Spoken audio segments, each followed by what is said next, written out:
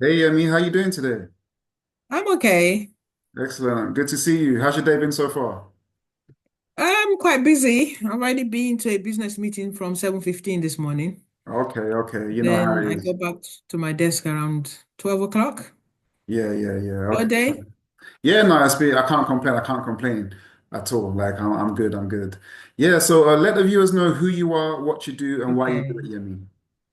Hi, my name's Yemi Majekodunmi. I'm a life and relationship coach, and I basically focus on women from 40 years plus who've either been in a relationship breakup and are looking or are ready to start a new relationship, or you're also looking to grow in your career. Because I always believe if you can get your relationship and your finances right, you've actually won the first battle of life.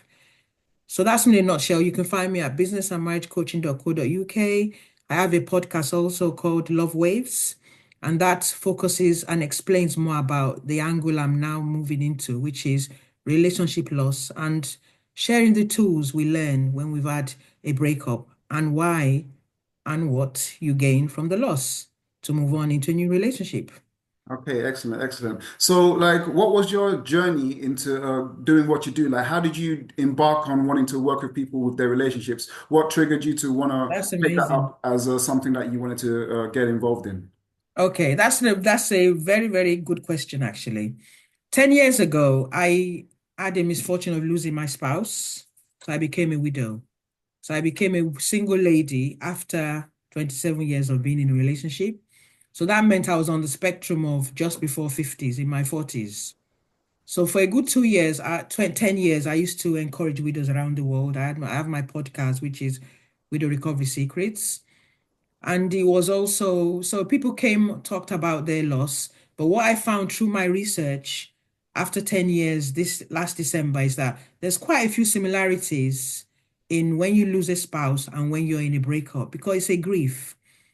Another form of grief, but the similarities are so, you get at least a good few similarities. So in my research, so I came up to the 10-year stage of being a widow, did a lot of work, wrote books, and my main book is Walking Out of Widowhood.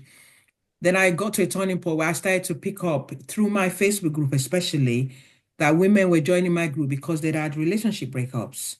So I did more research, and then now I'm putting my focus more on that area now because that means I can incorporate single women and also widows are single women.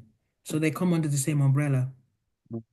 First of all, I'm sorry to hear about your loss. And then now that you've moved forward into working with people with relationship breakup and things like that, Yeah, looking back at it, we all have different struggles that we've had in previous of course. relationships and Yeah. things that we had to navigate through in order to get to where we are now. What would you say some of your struggles have been in previous relationships, and how did you navigate through those to get to where you are now? I think one of the most important things is understanding your background and the pain or some of the flaws we tend to get from our black background. So, for example, if you came from a broken home, there's a lot of work to do emotionally before I would or recommend you step into a relationship, especially a long-term relationship. It's about understanding what pain have you got? What baggage do we carry from the pain, which unconsciously we pick up from the pain our parents go through if they break up. So when I speak, so personally, I found for me when I was quite young, I realized I was fortunate to my profession has always been working with people. So I've always been in the field of coaching, counseling, mentoring. So which sometimes, so when you have that background, you are able to understand what it means to be present. Being present means being able to understand where you're at in every stage of your life, emotionally, even when you want to form new friendships, and also when you want to start dating. So for me, I found as much as I got proposed to very young, I couldn't commit to marriage until 10 years later. Why?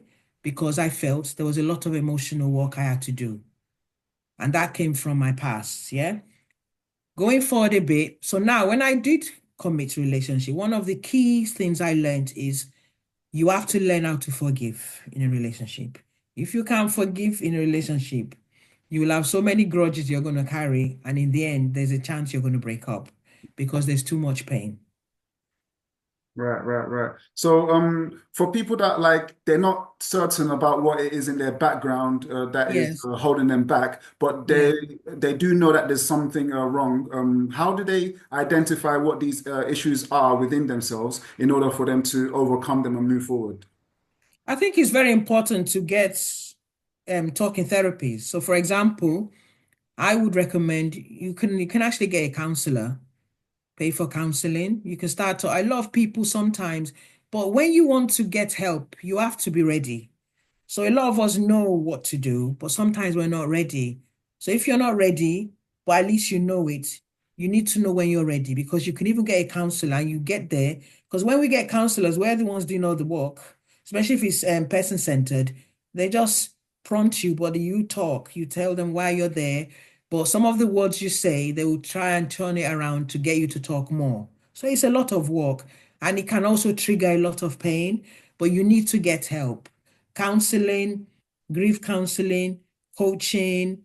Sometimes it could even be, it depends on some people go into crisis. So if you've had like a mental health challenge, you might need more than just a basic counselor. You might need some more deeper therapy. But the most important thing is to get the support and help you need to do that. Right, right. And some people like they might feel like they can figure it out by themselves, but the thing is like we tend to have blind spots, and until we speak about something, we there are things that are missing that we are not able to bring up within ourselves. So would you agree Yes. that by having someone to speak to about it, it can help to see those blind spots in order for us to in order for them to open up more and come forth with what is within them. Oh, definitely, definitely. Because even in everything we do, it's always important to be able to bounce your thoughts with somebody else because there will always be things we won't see. You know me? But Right, the advantage of getting a professional also, and what a friend might not be able to do is sometimes when we are talking to people who are too close to us, also are slightly blinded by the emotional attachment they have to with us. Whilst when you get someone so totally independent, you find many times you feel more safe because you know my uncle's not going to find out, my auntie's not going to find out. This is a neutral space. And right, so you speak, and then they tell you exactly what they see and reflect. So there's it's huge. There's huge benefits in it. right, right, for sure, for sure. And I was going to mention about like, people in their professional career, for example, right? Yeah. They immerse themselves so much into their work and they're even successful at what they do, but it's at the detriment of their personal life and their intimate life. So, what would Mm. you say are some of the ways people can start to reconnect with their personal life again when they focus so heavily on their professional life and they're struggling to bridge that gap between their personal and professional life? I think one of the most powerful tools you can have is number one is to when you learn to be present. So when I talk about being present on my podcast is no matter how busy you are, no matter how financially whatever level you've reached financially, you have to have moments where you can't run away from yourself. So that would mean, yes, you can interact with friends and everything, but there are times when you just have to be by yourself. Right. So being by yourself can be very scary. Even I've met people who have done so well financially, but they don't really spend time alone. It's not an easy thing to do if you've never done it. But what I found is you start with small steps. You could decide to just be quiet in a space for 5 minutes and try and process. We get all the apps that say, do this, do that. It relates to the same thing. But being present means just having your mind to be calm for a moment and just try and think. When you're present, it's so powerful because it's actually scary if you've never done it because the silence is scary if you've never done it. Because when I started to cultivate it more, I used to go into the park and just sit there. My coach used to say, just sit there for 20 minutes. And you do start to see things differently. There's clarity and so on and so forth. And then I tie that into journaling. You start to write. You start to become more creative because you've taken time out. Things you didn't think about before, all the noise there's more clarity. So you go back and start writing, you write more. Right. And then yeah, so that's yeah. So it links to being present and writing. Write a journal, but not just a journal. What thoughts come to you when you're present? What are the fears really? Who am I really after if I'm stripped back? Mm. from all the money, all the accolades, being in a big mansion. Who am I? That's what it means to be being present. Yeah, it is definitely how you get to know yourself without the external interference. And would you say like that is a necessary step before they can start to interact with people? Again, like because we're talking about people that are immersed in their professional career, but they'd Yes, like to yes. reconnect in an intimate way. Would you say that's a step that they need to take first in terms of getting to know themselves before they can reconnect with somebody? I think it's one size doesn't fit all. So like everyone operates in depending on your personality, but that is one way of several. Like when you were talking, what came to mind as well is so I've met people when I used to do a lot of work in mental health, where you're counseling people and just having a conversation in a group might trigger something for the person, and that makes them go and get help, and they've never been really that present. Mm, So everyone's different, or sometimes people have a huge crisis in their lives, and that makes them go and get help because it brings back other things that have happened, and they realize they're actually quite vulnerable emotionally. right. And so it depends. There's no one size, but there is power in incorporating being present for every individual. But it might not necessarily be this trigger that's going to make you get help. Right, right. It depends on your personality, yeah. Okay, so once they found themselves being present, what ways Mm. do you think they can start to re-engage with people again when they've not done that for so long that it's kind of foreign to them? Like, how do they now start to engage with people in an intimate way again? So do you mean in relationship or just socially? Like relationships. Okay. I think what's very important is when you're being present, it's not done in isolation. So you're being present, but you're not necessarily isolating yourself because no man is an island. We do have to be part of community. But that's where we thrive. But you always find when you actually learn to be present, when you go back into those social settings where you were before, you do see things differently. So for Mm, example, I always say to people close to me that are looking for or looking to date again that many times when we don't really know what we want or who we really are, you could be in a social setting for 15 years and never see the person that really admires you mm. or vice versa because you're not you're not seeing yourself in that way yet, even though that's your desire. Does that make sense? Yeah, yeah, yeah. Whilst being present and knowing more about yourself and learning and healing through getting additional support, it shifts your perception of self and what is actually right in front of your eyes. That's why you hear people when they do start dating, it's a friend they knew for 10 years ago but never thought about it in that way. Right, right, for sure. The Yeah, person has always been there. I'm sure you've heard that before. yeah, yeah, They were yeah. always there, but you never saw them. Hmm. Yeah, yeah, yeah. Now, like traditionally in relationships, when we look at how it has been, there has always been gender roles within relationships where one Yes, person tends to lead in the relationship and the other person chooses to follow in the yes, relationship. They choose to follow, right? So, yes. what is your viewpoint on gender roles in terms of like how do you feel about somebody leading in the relationship and the other person choosing to follow? Or do you feel like people should be independent in their relationships and lead themselves and just like coexist and work together? Or what is your viewpoint on in gender roles within Hmm. relationships? I don't really think people should have different gender roles. However, I tend to think in terms of people have different strengths and weaknesses. So when couples come together, you're basically complementing each other's strengths and weaknesses. Right. So whatever your strength is, you also enable that other person to learn from your strength and vice versa. But I think in roles, I believe both of you should do similar roles. And if anything, one thing I learned from adversity is when you lose a spouse, which I don't wish on anybody, or even in a long-term relationship, one thing you learn is it's very important to have known how to run, to do what that person used to do. Because when they go, I've met a lot of people who left a lot to one spouse or one other member of, and they just can't cope. Mm, Whilst the advantage of knowing how to do both roles, it helps you in many, many ways. I'll give an example. Because when you become a widow, you lose by grief or death or long-term relationship loss, there's issues around finances. So, for example, when I lost my spouse, I found immediately my husband died. You do become aware that you've only got one single income and say you have children. Mm. But I was quite fortunate to always be involved in our finances. So the minute my husband passed away, I could, from the top of my head, I knew what I could remove from my finances to survive for the next couple of years. Right, Does right. that make sense? Yeah, yeah, yeah. Because when we're grieving, many times, much as we lose the person, a lot of things that also makes the grief harder is your current situation. What am I going to do? The house hasn't been paid for. You always, am I make sense? I've Yeah, never paid for this. I never, it adds to the loss, be it a relationship breakup or be it lost in debt. Am I making sense? yeah, So yeah. I think it's important to learn how to do both. And whatever your partner's strengths are, learn from the strength, whatever your weaknesses are, and so on and so forth. Complement each other, but learn from each other.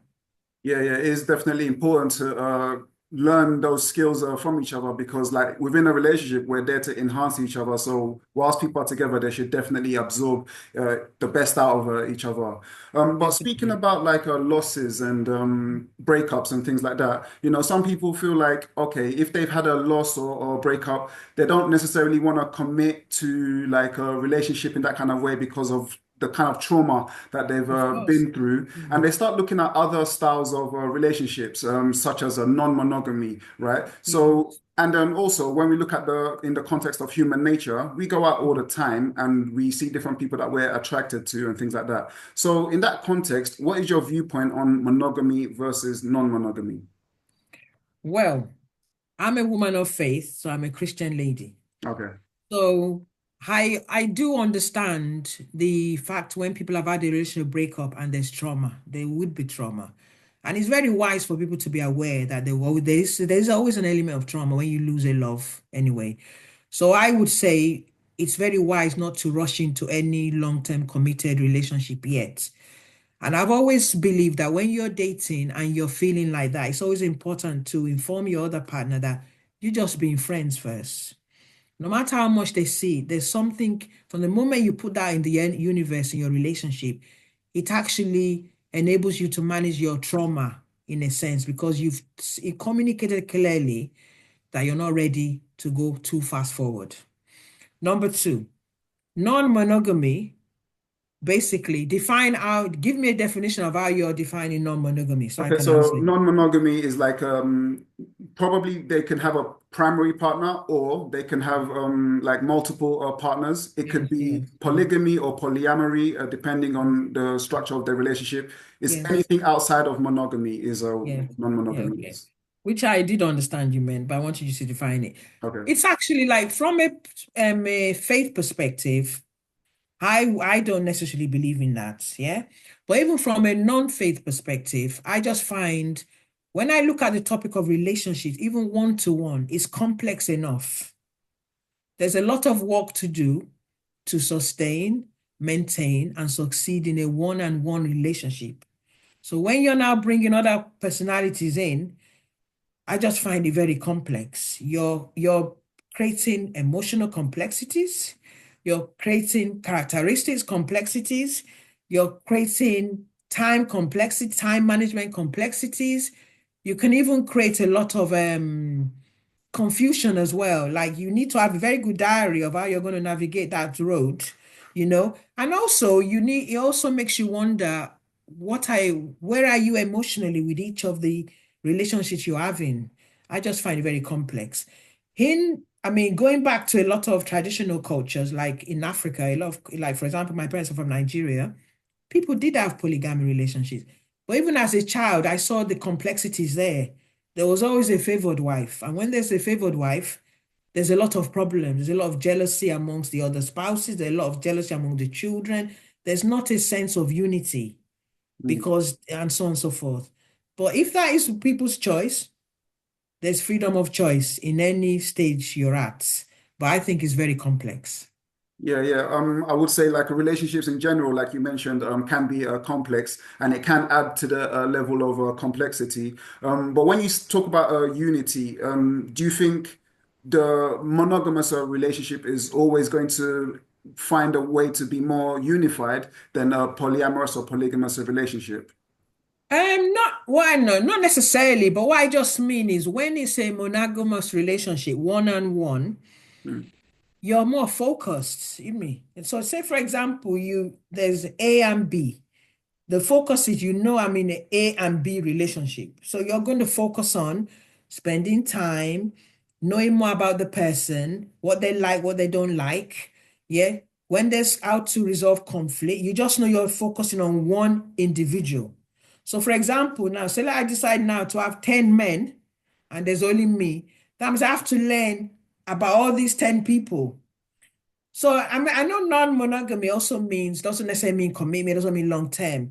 But I've come across cases where people, at least for a series of 6 to 1 year, they're in contact with 5 different people. I wonder where people are at with that because it just sounds complex. Because you have to remember, because you get cases where people forget people's names when they're with people. It's just so complex. So right, that's what I right. mean. So you can't lose focus. That's what I'm trying to say. Right, right, yeah, yeah, okay. Okay, so looking at people that have chosen monogamy now, that's Yeah. the path that they've both chosen and want Yes. to go down. Mm. But somewhere along the line, even though they've committed to each other in this way, Yes. infidelity has happened. Of Somebody has stepped course. out of the relationship. And the person that has stepped out of the relationship is now carrying around a sense of guilt. Yes. They don't like what has happened and they don't want to necessarily live a lie. So they Yes. want to come clean to their partner. But at the same time, they worry that they're going to cause trauma to their partner Mm. and Yeah. mess up the relationship. How can they bring up this conversation about what has happened in a way that it can be discussed between them and their partner? I think one thing I've learned through relationships or even life is anything you keep a secret for too long always comes out. Right. So I think the best way is you have to find a way to be honest with the person, your partner, and say, this is what's happened. However, before people step out, I've always believed one of the factors that makes a relationship successful is being honest and communicate effectively. Because there was a course, I did this course on relationships, and it talks about when we go into relationship, if you don't communicate effectively, we come in with the fact that whatever my father did, that's what my new spouse would do. Whatever role my mom took on, that's what they would do. But that is always far from the truth.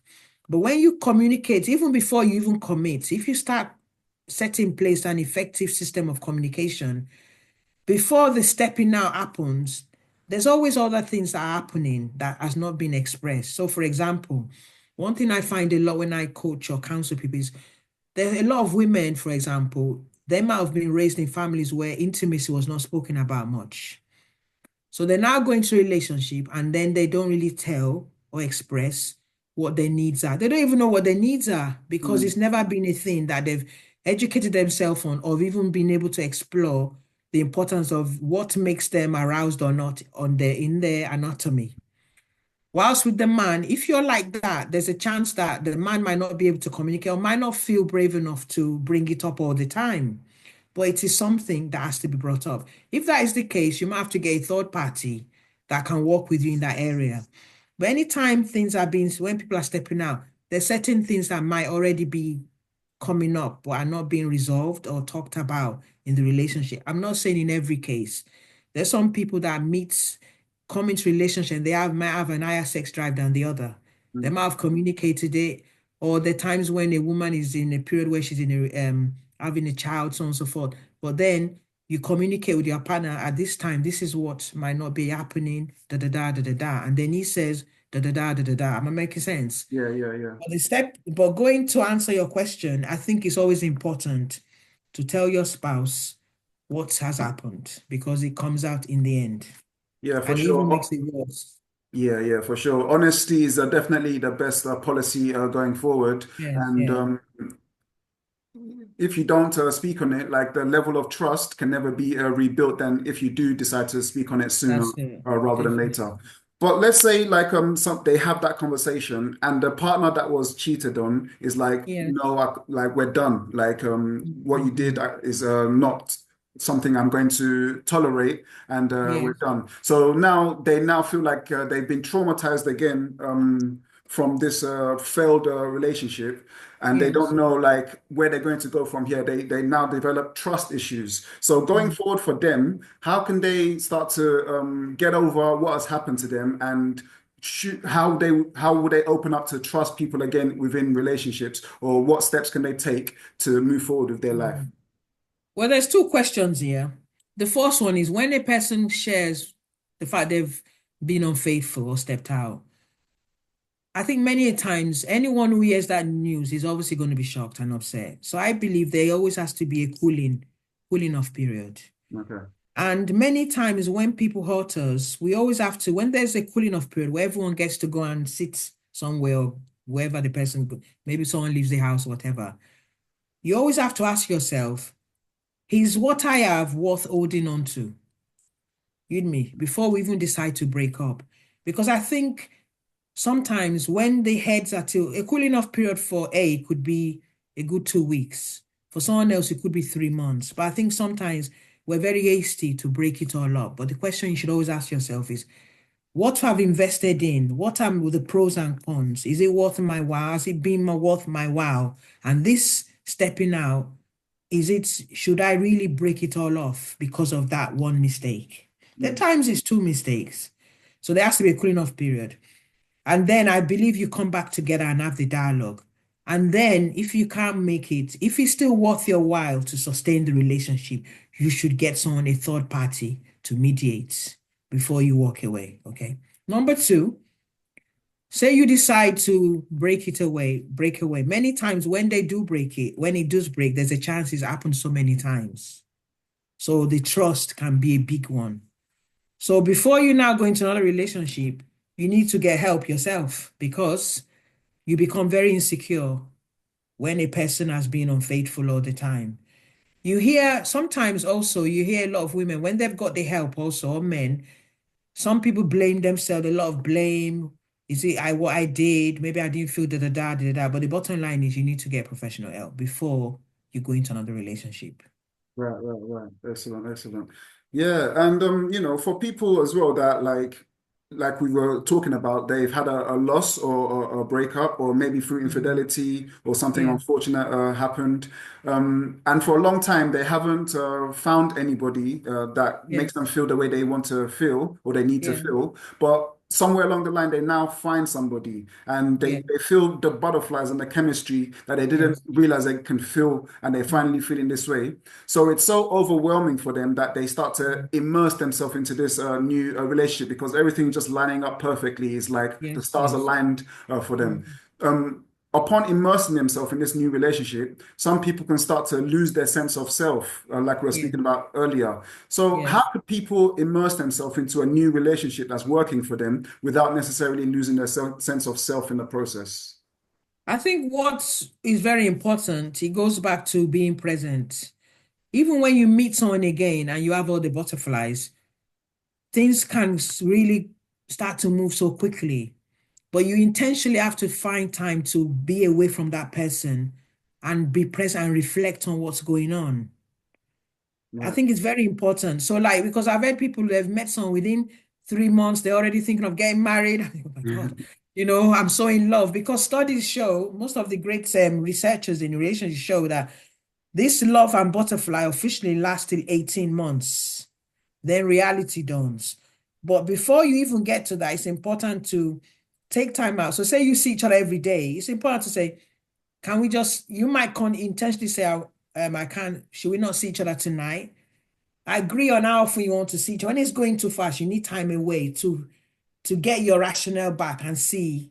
Yeah, it links to being present really, but Yeah. it's intentional. You have to be intentional. Some people like the whirlwind. The whirlwind many times very dangerous because our emotions are not always are not true.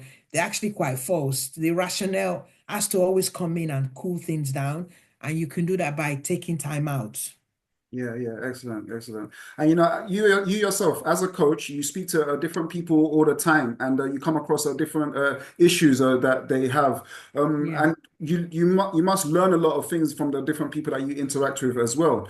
So what would you say some of the biggest things are that you've learned from people that you've interacted with that has been common throughout the different people? And yeah, how did you incorporate that I think within yourself? one of the common threads is really knowing yourself. Sometimes people don't know themselves until they're in a relationship, and it's when the relationship is broken down, then they start to discover that they never really had clear non-negotiables in their relationship, things they wanted and things they didn't want, because they didn't even know really what they wanted. They weren't really aware of what their needs are, or they felt they were not worthy to even state what their non-negotiables are.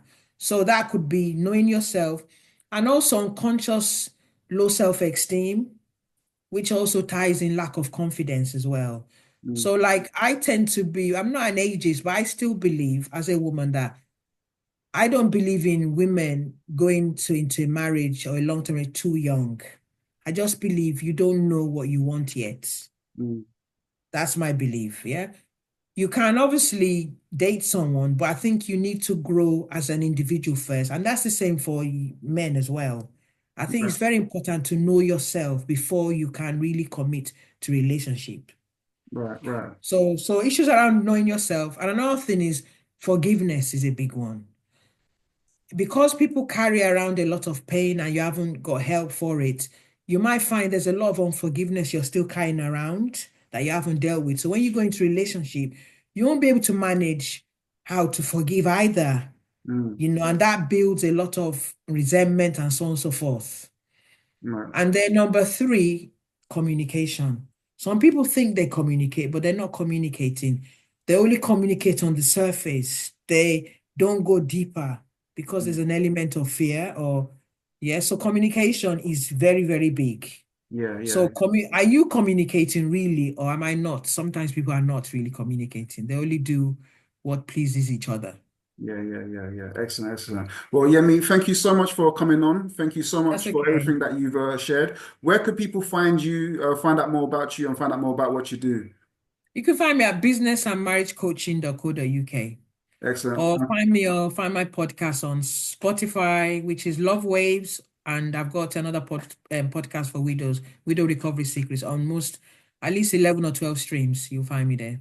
Excellent, excellent. And for the viewers, all of that information will be in the description, so you can get in touch with Yemi and find out more about what she does. Once again, Yemi, thank you so much for coming on. Any final words before we wrap up? Thank you for having me. I think the key to every successful relationship is patience. Give yourself time to get to know each other. Excellent. Thank Thank you, you. Yemi. That's okay. Thank you.